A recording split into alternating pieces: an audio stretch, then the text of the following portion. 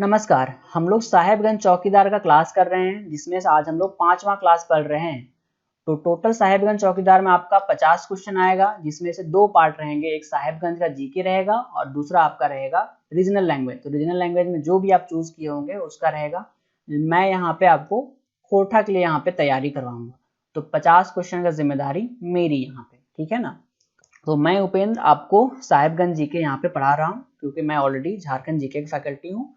तो साहेबगंज भी झारखंड के अंतर्गत आता है, तो मैं आपको इससे भली भांति आपको अवगत करा। बाकी अगर कोई भी आपको डाउट होता है तो मुझे आप कमेंट बॉक्स में कमेंट करके या ग्रुप में आप पूछ सकते हैं।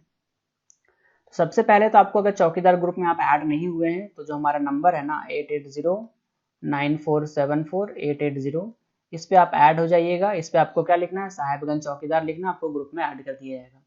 आज हम लोग क्या पढ़ने वाले हैं, आप लोग भली भांति जानते होंगे। मैं तो वहाँ का नहीं हूँ, लेकिन मैं ट्राई किया हूँ अपना बेस्ट देने का। कहीं पर भी अगर गलती होता है तो मेरे को आप बताएंगे। तो यहाँ पे हम लोग बेसिकली 3 मंदिर के बारे में पढ़ेंगे। बिंदुवासिनी मंदिर, दूसरा शुक्रवासिनी मंदिर, तीसरा कन्हैया स्थान, और चौथा हम लोग माघी मेला के बारे में साथ में हम लोग पढ़ लेंगे। क्योंकि एक माघी मेला लगता है वहाँ पे, उसके लिए मैं अलग लेक्चर तो नहीं बना रहा हूँ, इसलिए मैं यहाँ पे इसी में इंक्लूड कर दिया। तो इसके पहले टोटल 4 लेक्चर अपलोड हो चुके हैं। साहेबगंज का परिचय, उसके बाद भौगोलिक उसका परिचय देख लिए, विधानसभा क्षेत्र देख लिए, गांव देख लिए थे, पोस्ट ऑफिस पुलिस स्टेशन देख लिए थे, साहेबगंज के अधिकारी देख लिए थे, एसडीओ कौन है, एसपी कौन है, उपायुक्त कौन है, डीडीसी कौन है, डीएफओ कौन है, वो सारा हम लोग देख लिए थे, कैसे काम करता है वो भी देख लिए। आज हम लोग साहेबगंज के मंदिर के बारे में पढ़ाई करेंगे। तो अगर आप उन लेक्चर को नहीं देखे हैं तो डिस्क्रिप्शन में लिंक दिया गया, वहां से आप जाकर देख लीजिए, या फिर ऐप में एक साथ में ही सारी चीजें आपको वहां पे मिल जाएंगी, तो आप वहां से भी जाकर देख सकते हैं।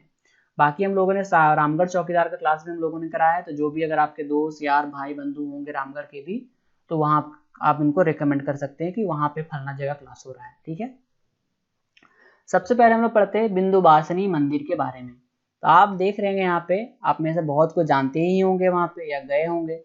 तो ये आपको बिंदुवासिनी मंदिर है, और बगल में आप देखिएगा इतना बड़ा हनुमान जी का यहाँ पे मूर्ति यहाँ पे बनाया गया है। तो ये कहाँ पर है भाई, तो बरहरवा रेलवे स्टेशन से 2 किलोमीटर दूर। ये बरहरवा आपको दिख रहा है ना, बरहरवा ब्लॉक। तो बरहरवा रेलवे स्टेशन मात्र 2 किलोमीटर दूर पर यहाँ पे बिंदुवासिनी का मंदिर है। और यहाँ पे रामनवमी पर 9 दिन तक यहाँ पे मेला लगा रहता है यहाँ पे। तो बहुत ज्यादा इंपॉर्टेंट क्वेश्चन है, और ये आपका चौकीदार क्या, ये क्वेश्चन जेएसएससी एग्जाम में भी बहुत बार आया है कि बिंदुवासिनी मंदिर कहाँ पर है। तो वहां पे तो बरहरवा नहीं बोला जाता था, लेकिन वहां पे साहेबगंज ऑप्शन रहता था। लेकिन आपको ब्लॉक भी आपको ध्यान रखना है कि बरहरवा ब्लॉक में है, इसलिए मैं थोड़ा सा डीप यहाँ पे पढ़ा रहा हूँ। साहेबगंज में तो सारा साहेबगंज का ही है क्वेश्चन, मैक्सिमम आपका साहेबगंज का ही अगर रह रहता कि मान लेके डिस्ट्रिक्ट वाइज रहता है, रामगढ़, साहेबगंज, रांची और गढ़वा, तो साहेबगंज तो सभी को टिक करेगा। लेकिन आपको यहाँ पे डीप पूछा जाए, क्योंकि यहाँ पे ब्लॉक लेवल की आपको जानकारी होनी चाहिए, क्योंकि आप चौकीदार बनने वाले हैं, ठीक है। तो आपको ध्यान रखना है बिंदुवासिनी मंदिर कहाँ पर है, बरहरवा में है। बरहरवा में एक और है, एकदम ऐसा ही नाम है उनका, क्या नाम है, शुक्रवासिनी मंदिर। तो जब भी वासनी वगैरह आया कि बिंदुवासिनी आया या शुक्रवासिनी आया, तो आप हमेशा क्या टिक कीजिएगा, बरहरवा ब्लॉक में टिक कीजिएगा। और यहाँ पे देवी की पूजा की जाती है यहाँ पे। तो ये दोनों क्लियर हो गया आपका, बिंदुवासिनी कहाँ पर है और शुक्रवासिनी कहाँ पर है, वो बरहरवा ब्लॉक में स्थित है। अब बात करते हैं शिव गादी महाधाम, या शिव गादी धाम भी बोलते हैं इनके बारे में। बड़ा सुंदर मेरे को लगा, जब मैं फोटो देखा तो मेरे को जाने का मन हुआ यहाँ पे। आपको अगर समय मिले तो आप जरूर जाइए, बहुत अच्छा इसके बारे में जब पढ़ा तो और मुझे काफी अच्छा लगा। अब बात करते हैं ये शिव गादी धाम कहाँ पर है। तो बरहरवा हम लोग देख लिए थे क्या, शुक्रवासिनी और बिंदुवासी। पथना को छोड़ करके आप आ जाइए बरहेट, हेमंत सोरेन का जगह में, ठीक है ना। तो यहाँ पे क्या है, यहाँ पे आपको मिलेगा शिव गादी धाम। तो सबसे पहला क्वेश्चन यहाँ पे ये आएगा कि शिव गादी धाम कहाँ पर स्थित है। तो आप बोलेंगे बरहेट जो ब्लॉक है वहां पे स्थित है। दूसरा क्वेश्चन पूछा जाएगा शिव गादी धाम किस भगवान की यहाँ पे मूर्ति है, किसकी पूजा होती है। तो आप बोलेंगे वहां पे शिव से क्या है, आपको याद आना चाहिए, शिव जी। तो यहाँ पे शिव जी का यहाँ पे मूर्ति होगा, ठीक है ना। अब आगे बात करते हैं इसमें क्या खास है। तो आप यहाँ पे देख रहे हैं ये जो पहाड़ी है, ये पहाड़ी से हमेशा यहाँ पे झरने के रूप में पानी यहाँ पे गिरते रहता है। तो शिवलिंग पर लगातार पहाड़ से पानी बहता है। यहाँ पर बहुत भारी संख्या महाशिवरात्रि और सावन के महीने में लोग यहाँ पे आते हैं। काफी अच्छी जगह है, बहुत ही अच्छी जगह, अब जाइए अगर आपको समय मिले तो। अब बात करते हैं तीसरे मंदिर के बारे में, वो कन्हैया स्थान। तो कन्हैया किसको बोलते हैं? कृष्ण को बोलते हैं। तो ये मंदिर किस पे होगा? भगवान कृष्ण पे डिवोटेड होगा, ठीक है ना। अब बात करते हैं ये कहाँ पर है। गंगा के किनारे स्थित यह एक गांव है जो कि लगभग 13 किलोमीटर है राजमहल शहर के उत्तरी पश्चिमी, और इसका नाम भगवान कृष्ण के मंदिर में है। मतलब अगर आप बात कीजिए, ये राजमहल है, तो राजमहल शहर के उत्तर पश्चिम, उत्तर पश्चिम मतलब क्या हो गया? देखिए, हो गया ईस्ट मतलब पूरब, ये हो गया आपका पश्चिम, ये हो गया आपका उत्तर, ये हो गया दक्षिण। तो उत्तर पश्चिम मतलब इस एरिया, मतलब मान लीजिए साहेबगंज यहाँ पे, मान लीजिए राजमहल का यहाँ पे शहर है, तो इस एरिया में जाइएगा तो आपको कन्हैया स्थान आपको जगह मिलेगा। वहीं पर कन्हैया स्थान में ही आपको मंदिर दिखेगा, और यहाँ पे कन्हैया जी का यहाँ पे मूर्ति है जहाँ पे इनकी पूजा होती है। एकदम क्लियर, कोई डाउट नहीं हो गया। तो आपको ध्यान रखना, ये कहाँ पर? राजमहल में है। तो अभी तक हम लोग क्या क्या देख लिए? देखिए, बरहरवा हम लोग 2 देखे, बिंदुवासिनी और शुक्रवासिनी। बरहट में हम लोग क्या देखे? बरहट में हम लोग देखे शिवगादी।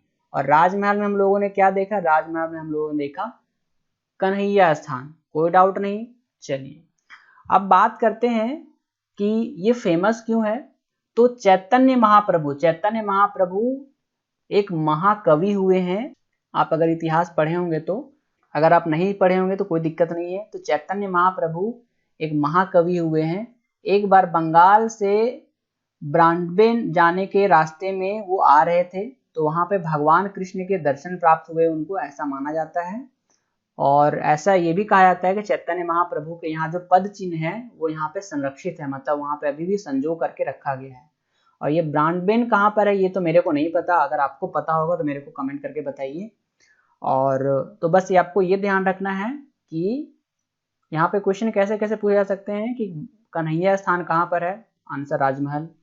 किनका यहाँ पे पूजा होता है? भगवान कृष्ण का होता है। चैतन्य महाप्रभु के पद संरक्षित कहाँ पर है? राजमहल में है। इतने सारे क्वेश्चन घुमा घुमा के पूछ सकता है, दैट्स इट, ठीक है ना।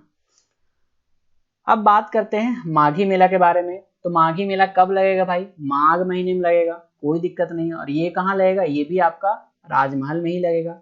तो माघ महीने के हर पूर्णिमा में राजमहल पर संगठित इस मेले का आदिवासी जीवन से महत्वपूर्ण स्थान है। बहुत अच्छा मेला यहाँ पे लगता है, आदिवासी मेला। 3 दिन तक यहाँ पे लगता है, और पुजारी यहाँ पे आदिवासियों के जो पुजारी होते हैं यहाँ पे पूजा करते हैं, और सबको एकत्र होते हैं, और 3 दिन तक यहाँ पे मेला लगता है। कहाँ पे? राजमहल में। तो हम लोगों ने ये पूरा का पूरा जो मंदिर है, मेला है, वो हम लोगों ने कंप्लीट कर लिया। माघी मेला राजमहल, कन्हैया स्थान राजमहल, बरहरवा में हम लोग देख लिए बिंदुवासिनी और शुक्रवासिनी, और बरहट में हम लोगों ने देख लिया शिवगादी। इतना हम लोग को क्लियर हो गया। तो ये पूरा लेक्चर आज खत्म होता है। मिलते हैं आपसे अगले लेक्चर में। और अगर आप हमारे ग्रुप से नहीं जुड़े हैं, चौकीदार ग्रुप से, तो इस नंबर में आपको क्या लिखना है? साहेबगंज चौकीदार आपको लिखना है, तो आपको ग्रुप में ऐड कर दिया जाएगा। और आपको टेस्ट सीरीज वगैरह सारे अवेलेबल कराया जाएगा हमारे ऐप में। तो आप हमारे ऐप को भी डाउनलोड करना ना भूलें। वहाँ पे बहुत बेहतरीन टाइप से आपका साहेबगंज चौकीदार का टेस्ट सीरीज चलेगा, और वहाँ पे PDF और स्टडी मटेरियल भी आपको मिल जाएंगे विद नॉमिनल फी में। तो मिलते हैं नेक्स्ट लेक्चर में, तब तक के लिए ऑल द बेस्ट, धन्यवाद।